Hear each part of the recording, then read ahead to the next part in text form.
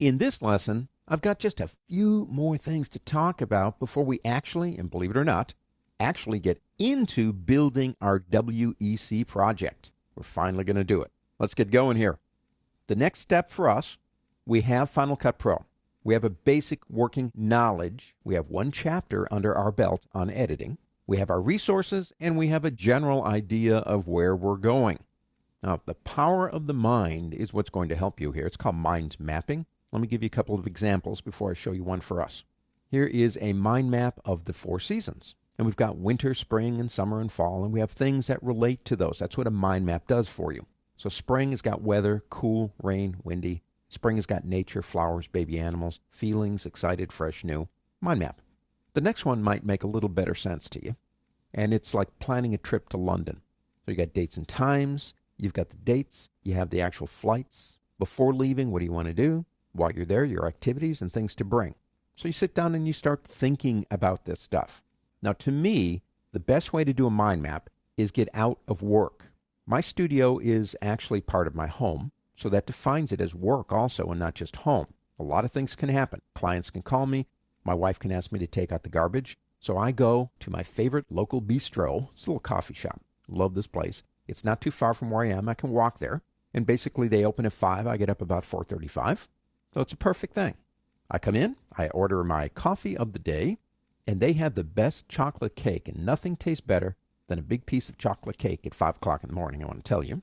A pencil, an eraser, paper, so you can see if your idea is going to fly, pun intended.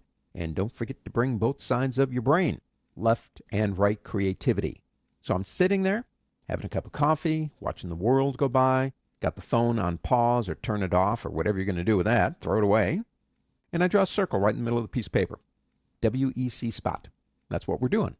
And then you just start thinking about that spot. And you go, well, it's going to be 90 seconds. And how am I going to start this thing? You know, I'm thinking of starting with silence, because silence is deafening.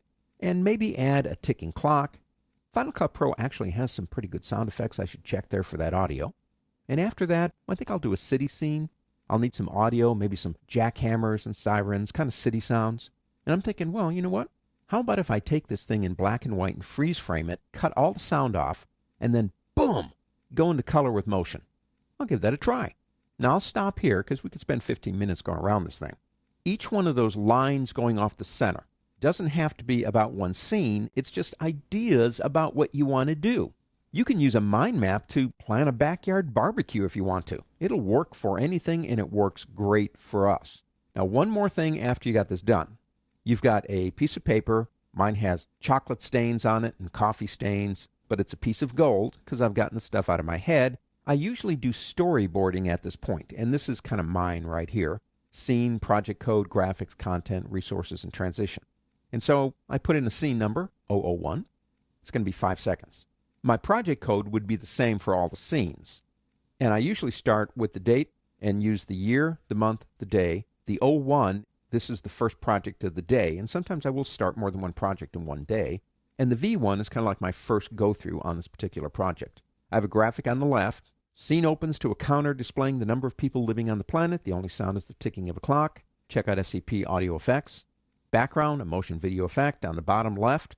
Those are the resources that we loaded previously. And we're going to use hard cuts for our transitions because they convey a little bit more energy.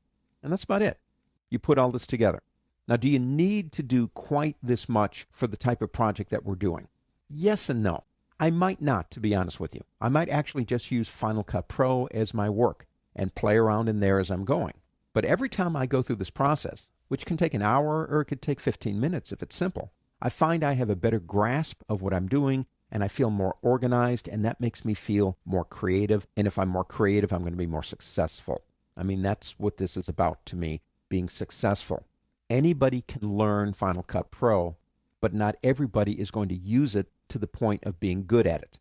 Now, we all have our favorite directors for movies, and we have directors that we know if they're directing it, I'm probably not going to go see it because I don't like the way they direct.